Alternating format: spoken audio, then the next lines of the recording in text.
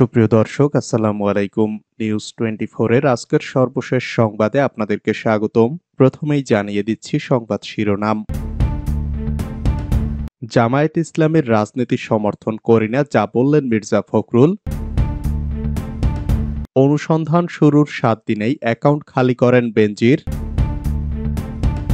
বেনজিরের দুর্নীতি নিয়ে একটা পত্রিকাই বলেছে কালের কণ্ঠ, যা বললেন ওবায়দুল কাদের। বেনজিরকে দেশ থেকে পালাতে সুযোগ করে দিয়েছে সরকার, মন্তব্য চরমোনাই পীরের। বেনজির দোষী সাব্যস্ত হলে তাকে দেশে ফিরিয়ে আনা হবে, মন্তব্য ওবায়দুল কাদেরের। এতক্ষণ শুনছিলেন সংবাদ শিরোনাম। পুরো খবর পেতে ভিডিওটি শেষ পর্যন্ত দেখুন। সর্বশেষ সংবাদ পেতে চ্যানেলটি সাবস্ক্রাইব করুন। এবার বিস্তারিত। জামায়াত ইসলামের রাজনীতি সমর্থন করি না, মন্তব্য মির্জা ফখরুলের।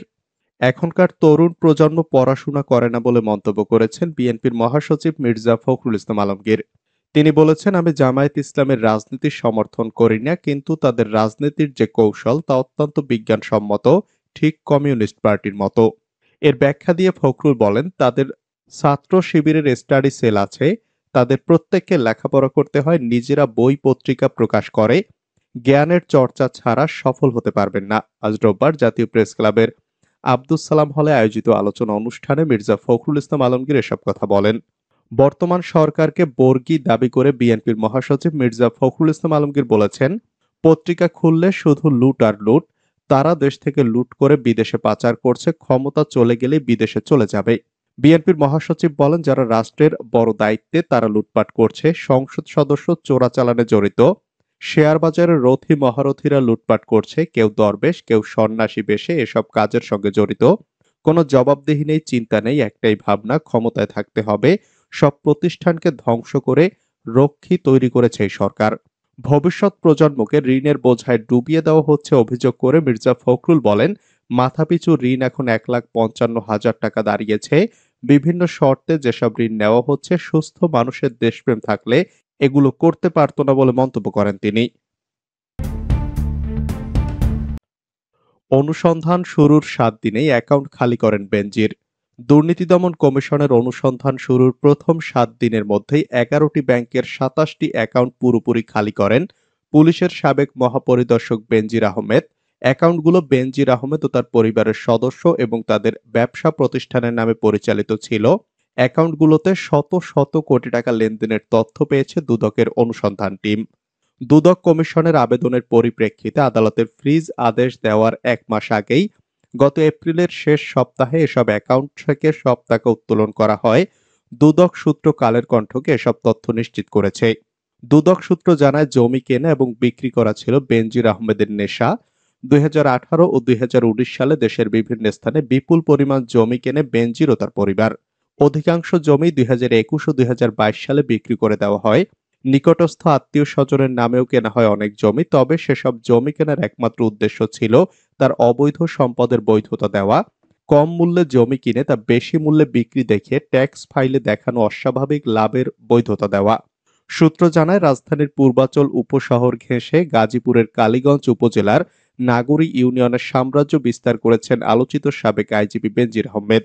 স্ত্রী সন্তান ছাড়াও নামে বেনামে নগরীর পাশের চাঁদখোলা মৌজার বেতুয়ারটেক গ্রামে কিনেছেন বিঘার পর বিঘা জমি। কালীগঞ্জ সাব রেজিস্ট্রি অফিসে সম্প্রতি দুদক তল্লাশি চালিয়ে বেনজির ও তার স্ত্রী এবং বড় মেয়ের নামে 5টি দলিল পেয়েছে।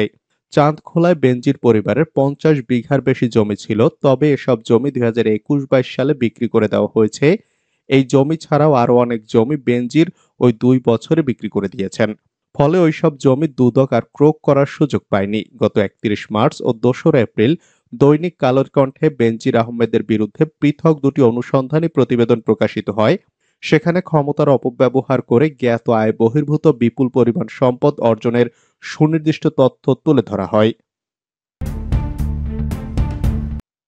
বেনজিরের দুর্নীতি নিয়ে একটা পত্রিকাই বলেছে কালের কণ্ঠ, যা বললেন ওবায়দুল কাদের। বিপুল দুর্নীতির অভিযোগ ওঠা পুলিশের সাবেক মহাপরিদর্শক বেনজির বিষয়ে প্রশ্ন করা হলে সাংবাদিকদের উদ্দেশ্যে আওয়ামী লীগের সাধারণ সম্পাদক ওবায়দুল কাদের বলেন, কোনোদিন বেনজির দুর্নীতি করেছে বলতে পেরেছেন? আপনারা আগে এটা নিয়ে বলতে পারতেন, সেই সাহসটা আপনারা দেখাতে পারেননি। সবশেষে বলেছে কালের কণ্ঠ, আপনারা কেউ বলেননি। একটা পত্রিকা বলেছে কালের কণ্ঠ।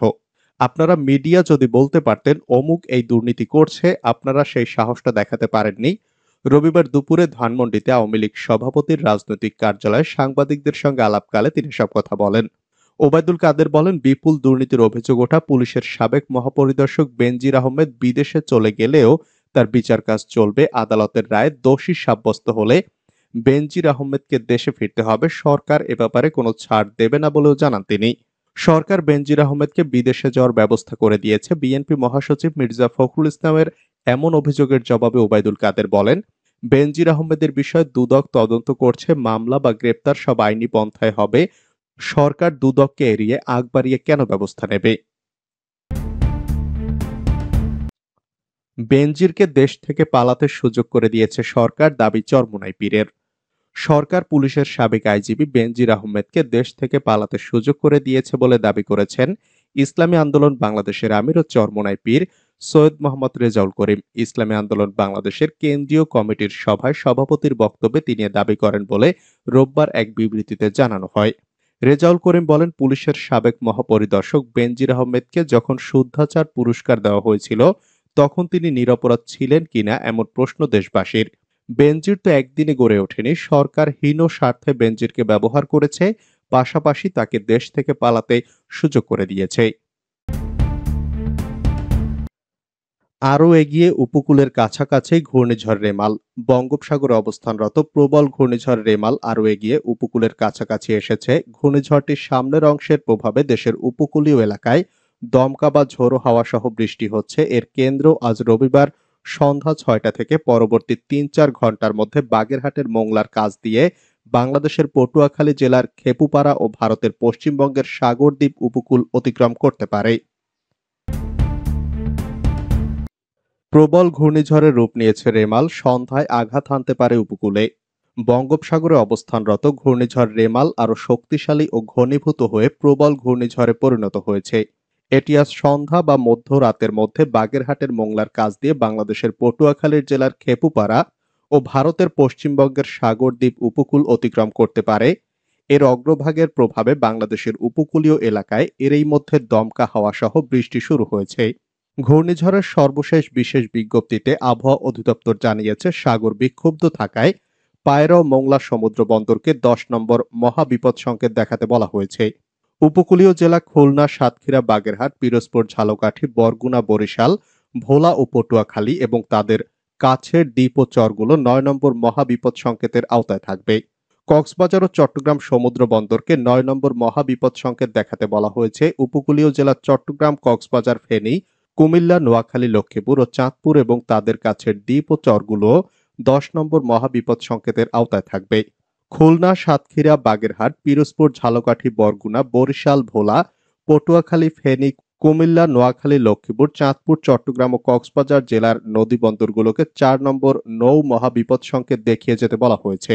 আবহাওয়া অধিদপ্তর জানিয়েছে, প্রবল ঘূর্ণিঝড়ের কেন্দ্রের ৬৪ কিলোমিটারের মধ্যে বাতাসের একটানা সর্বোচ্চ গতিবেগ ঘন্টায় ৯০ কিলোমিটার, যা দমকা বা ঝোড়ো হাওয়ার আকারে ১২০ কিলোমিটার পর্যন্ত বাড়ছে।